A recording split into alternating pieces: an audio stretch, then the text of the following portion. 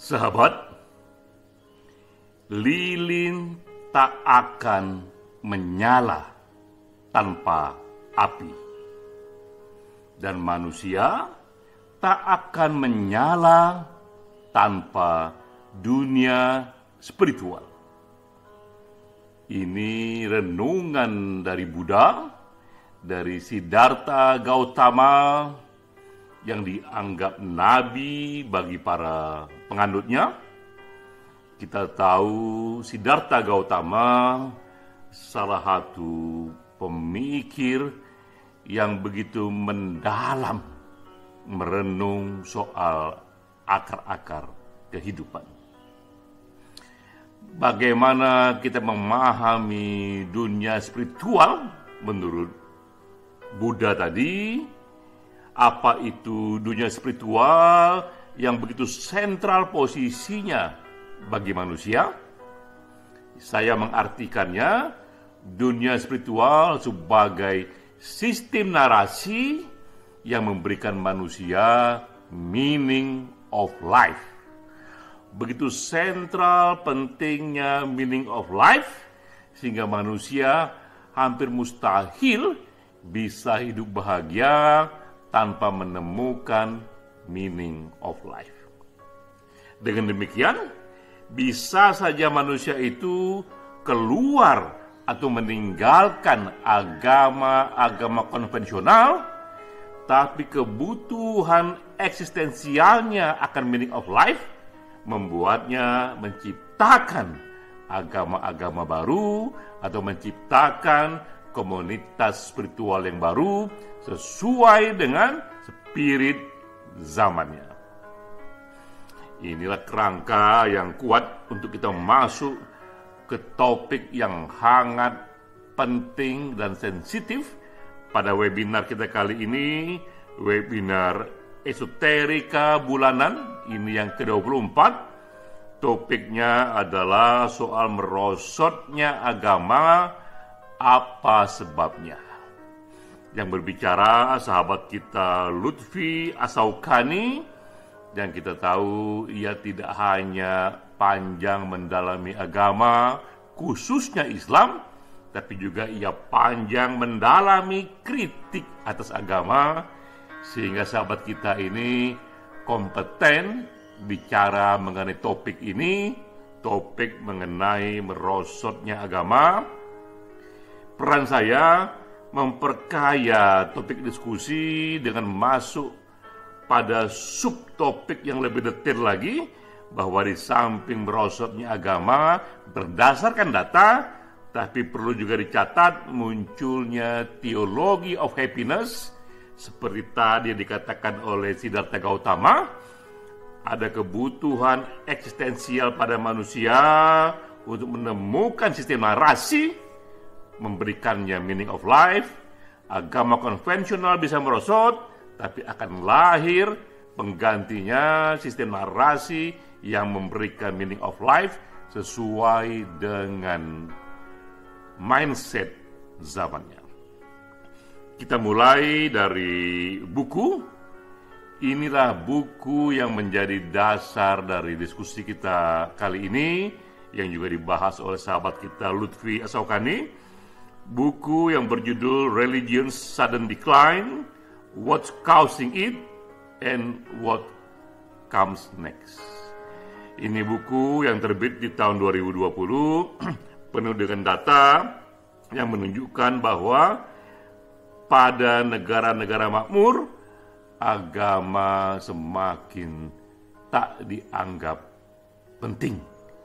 Ini satu pernyataan yang kuat sekali, dan pernyataan ini didukung oleh data-data yang juga sangat masif. Pengarangnya adalah Ronald F. Inglehart yang baru saja wafat 1934-2021.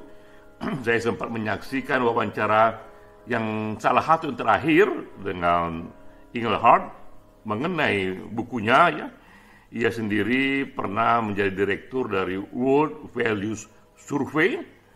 Ini lembaga yang mengumpulkan data-data dari sekitar 100 negara yang menghimpun 90% populasi dunia. Buku ini buku mengenai The Sudden Decline of Religion, juga penuh dengan data-data survei, dan kesimpulannya ia ambil berdasarkan data-data survei dari 90% populasi dunia. Ini beberapa temuan dari buku itu.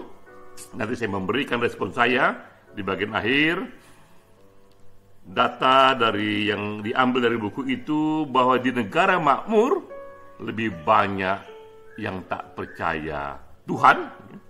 Ini ada beberapa kategori yang ia buat. Di negara-negara muslim, persentase yang tak percaya Tuhan hanya 2%. Di negara yang penghasilannya middle dan low income, yang tak percaya Tuhan itu 12%, ya. Tapi di negara-negara yang berdasarkan pada ajaran Konfusius, yang jarang bicara Tuhan, yang tak percaya Tuhan itu majority, 53%. Dan di negara-negara yang income-nya makmur, lebih tinggi lagi, yang tak percaya Tuhan juga lebih tinggi lagi, 31%. Dan puncaknya untuk negara barat adalah negara-negara Skandinavia atau disebut Nordic countries. Ada Finlandia di sana, Denmark, Swedia, Norwegia. Ini negara-negara yang juga penduduknya semakin tak menganggap Tuhan penting dan tak percaya Tuhan dalam hidupnya. Ini pertama soal belief in God. Kedua, di juga negara-negara makmur semakin sedikit yang percaya adanya dunia akhirat, mengenai narasi surga dan neraka yang kita dengar sejak masa kanak-kanak. Tentu saja pada masa masyarakat muslim yang tak percaya kepada kehidupan akhirat hanya 15%, tapi di negara-negara yang makmur, yang income-nya tinggi, yang tak percaya dunia akhirat itu 48%. Dan di negara-negara Nordic countries seperti Swedia, Finlandia, yang tak percaya Tuhan, majority di atas 56%, tak percaya kepada kehidupan akhirat. Juga di negara makmur, semakin banyak yang tak lagi nyaman dengan institusi agama, ya, yang confidence in churches or religion institution, yang menyatakan mereka percaya di negara-negara yang income-nya tinggi, high income countries, hanya 10% saja. Sementara di negara-negara Nordic countries, yang percaya kepada lembaga agama tinggal 8% saja. Ini adalah data yang kokoh, kesimpulan yang berdasarkan survei dari begitu banyak negara yang dikerjakan tahun per tahun. Lengkapnya inilah periode waktu yang menjadi cultural shift, yang menjadi perubahan nilai itu. Jika periodenya adalah 81 sampai 2007, 1981 sampai 2007, justru negara-negara bertambah religius. Tapi jika periodenya 2007 sampai 2020, negara-negara semakin tak religius. Dikatakan di sini bahwa di periode ini 2007 sampai 2020 sekularisasi terjadi semakin cepat. Di buku ini Engelhardt juga menyatakan dulu Amerika menjadi satu-satunya perkecualian bahwa di negara itu adalah negara makmur tapi agama sangat kokoh. Namun sekarang periode ini sejak 2007 sampai 2020 di Amerika pun agama merosot. Jadi clear, inilah data yang diberikan oleh Engelhardt di buku itu, data yang sahih, yang tak lain menunjukkan agama merosot pada negara-negara dengan kemakmuran yang tinggi, high income culture. Apa itu definisi income yang tinggi? Ini ada beberapa angkanya. Inilah definisi income tinggi dari World Bank. itu negara yang penghasilan GDP per kapitanya itu 12.656 USD atau kira-kira 180 juta per tahun. Jadi negara yang income penduduknya rata-rata sekitar 180 juta per tahun atau 15 juta per bulan, itu dianggap negara dengan high income tinggi. Kita bisa bandingkan dengan Indonesia misalnya. Indonesia sekarang ini rata-rata income-nya itu GDP per kapita baru 3.869 USD. Jadi negara makmur itu kira-kira negara yang penghasilannya 3,5 kali lipat dari penghasilan negara Indonesia saat ini. Nah, kita tahu ketika negara itu makmur, maka pertambahan ekonomi di sana juga menyebabkan perubahan nilai-nilai yang membuat agama konvensional semakin ditinggal. Kita balik lagi kepada slide awal. Ini situasi bahwa di negara makmur seperti AS pun, Amerika pun, agama merosot. Lalu mengapa agama merosot? Apa penyebab agama merosot? Engelhardt di sini menyatakan bahwa pada negara-negara high income terjadi perubahan norma, perubahan nilai dari yang disebut pro-fertility norma kepada pro-individual choice norma. Jadi norma dari yang pro-fertility menuju norma pada pro-individual choice. Agak rumit memang kalau dijelaskan di sini apa itu pro-fertility, tapi kita katakan secara singkat bahwa kemakmuran ekonomi ternyata juga membawa kepada satu lifestyle yang berbeda, lifestyle yang lebih pas dengan yang disebut pro-individual choice. Salah satu di sana kita melihat dalam negara-negara makmur, individu pun semakin bebas memilih lifestyle-nya, termasuk seperti pro kepada LGBT, termasuk juga pro kepada kehidupan tanpa menikah, termasuk juga pro kepada kehidupan yang tak lagi ingin memiliki anak. Nah, kita tahu nilai-nilai individu seperti ini, human rights yang seperti LGBT, seperti mereka yang tak lagi ingin menikah, tak lagi ingin memiliki anak, itu tak lagi kompatibel, tak lagi sesuai dengan agama-agama konvensional. Karena itu pula, pada negara-negara makmur ini, nilai-nilai yang diajarkan agama-agama konvensional semakin tidak fungsional, semakin kehilangan bentuknya. Itu penyebab pertama. Penyebab kedua, menurut Engelhardt, pada negara-negara makmur juga berkembang welfare state dan ilmu pengetahuan. Melalui welfare state, jaminan kepada keamanan ekonomi warga negara itu tinggi. Tingkat kecemasan hidup juga bisa dikurangi karena negara menyediakan sistem jaringan net, safety net yang dapat membuat kehidupan ekonomi lebih nyaman. Pada negara-negara ini yang welfare state-nya sudah tinggi, tercipta pemerintahan yang bersih, tercipta juga interpersonal trust, walaupun agama merosot di sana, hidup yang bermakna lebih banyak diperoleh dari sumber-sumber non-agama. Muncul begitu banyak cara pandang baru, satu riset-riset baru mengenai happiness, mengenai hidup yang bermakna di luar agama. Itu pula yang menambah merosotnya agama pada negara-negara yang makmur. Saya juga menulis 2 buku dengan topik yang sama, yang dua-duanya juga sudah diterjemahkan dalam bahasa Inggris. Yang satu mengenai fakta-fakta baru di era Google yang menyebabkan evolving perception of religion, yang menyebabkan berubahnya persepsi terhadap agama, dari agama yang awalnya dianggap kebenaran mutlak menjadi agama yang kemudian dipandang hanya sebagai kekayaan kultural milik bersama. Buku yang lain yang saya juga karang adalah The Spirituality of Happiness.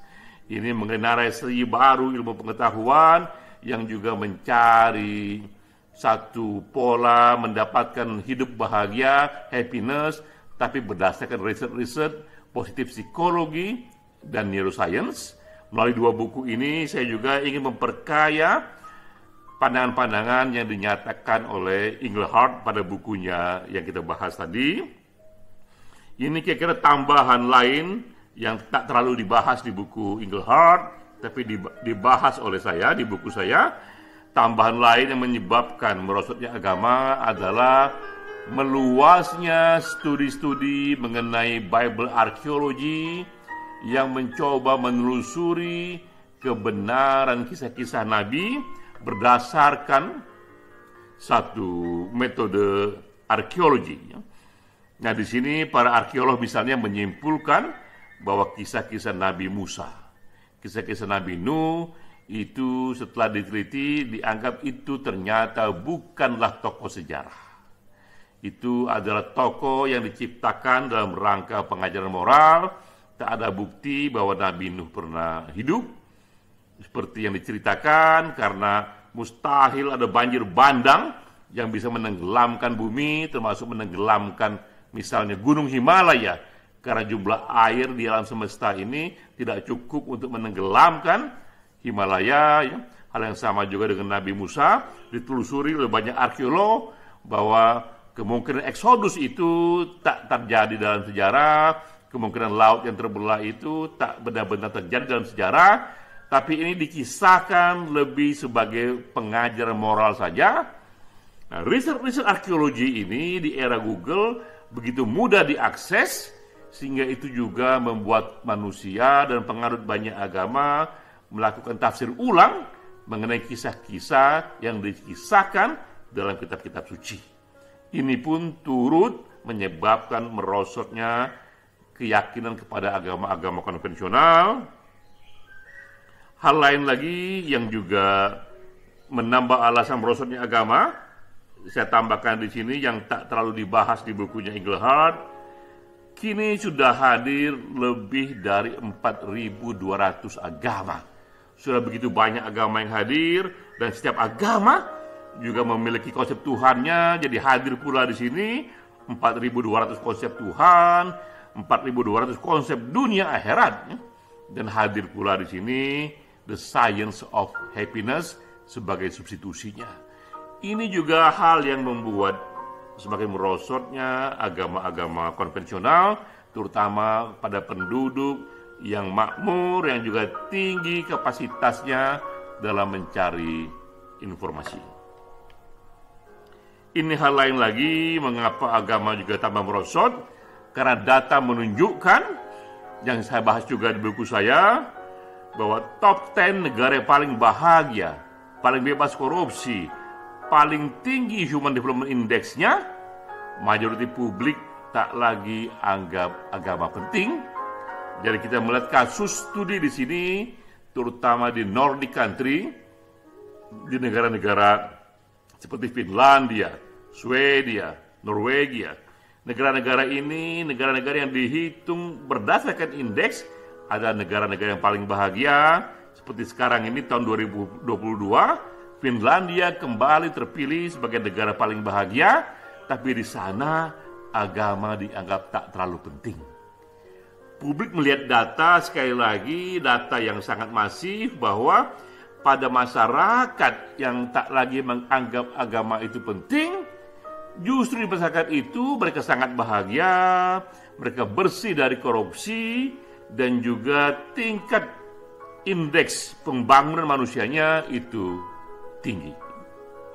Jadi kita melihat begitulah data mutakhir yang ada, dan kita menimbang-nimbang, akhirnya memang terjadi satu cultural shift, perubahan nilai, perubahan persepsi terhadap agama konvensional. Namun, nah ini yang perlu kita tekankan, karena ini juga ditulis di bukunya Engelhardt, ada temuan penting bahwa dalam kondisi negara yang sama, mereka yang beragama lebih bahagia dibandingkan mereka yang tidak beragama. Di negara yang income-nya rendah, mereka yang beragama lebih bahagia. Di negara yang income-nya menengah, mereka yang beragama juga lebih bahagia, dan di negara yang income-nya tinggi, mereka yang beragama juga lebih bahagia. Jadi kita melihat fungsi agama yang lebih spesifik di sini. Fungsi agama di zaman modern tidak lagi sebagai satu epistemic knowledge, satu pandangan yang faktual, yang ilmiah, tapi ia tetap berfungsi sebagai sistem narasi yang memberikan kebahagiaan. Ini juga dicatat oleh Engelhardt. Lalu ketika kita sampai pada kesimpulan agama merosot, lalu what next? Apa yang datang berikutnya? Karena bagaimanapun, seperti dikatakan Buddha di awal yang saya kutip, kebutuhan manusia pada dunia spiritual yang memberikan meaning of life itu tetap eksistensial, tetap sentral. Inilah what next yang saya explore ya, bahwa sekarang ini kita melihat ada tendensi Christmas juga dirayakan oleh mereka yang bukan Kristen, Natal dirayakan bahkan oleh mereka yang tak percaya pada Yesus, dia sebagai anak Tuhan, tak percaya ia sebagai anak dari Maria yang perawan, tapi toh mereka tetap ikut merayakan Christmas. Karena yang terjadi di sini, ketika agama merosot, maka yang terjadi muncullah tafsir baru mengenai agama, muncullah cara pandang baru mengenai agama, di mana agama sekarang ini tak lagi dilihat sebagai satu sistem faktual yang ilmiah, yang benar secara mutlak, tapi ia lebih dilihat sebagai kekayaan kultural yang memberikan satu meaning of life, sehingga Christmas pun dihadiri oleh yang non-Kristen, Ramadan pun dijalani oleh mereka yang non-Muslim, dan berbagai perayaan-perayaan agama Hindu pun juga ikut dinikmati oleh mereka yang bukan Hindu. Jadi what next setelah agama bergeser, itu terjadi perubahan dalam cara kita memahami agama. Agama memang merosot, tapi muncul bentuk lain, yaitu berbedanya cara kita memahami agama. Agama tak lagi dilihat sebagai kebenaran mutlak, tapi dilihat sebagai kekayaan kultural milik bersama.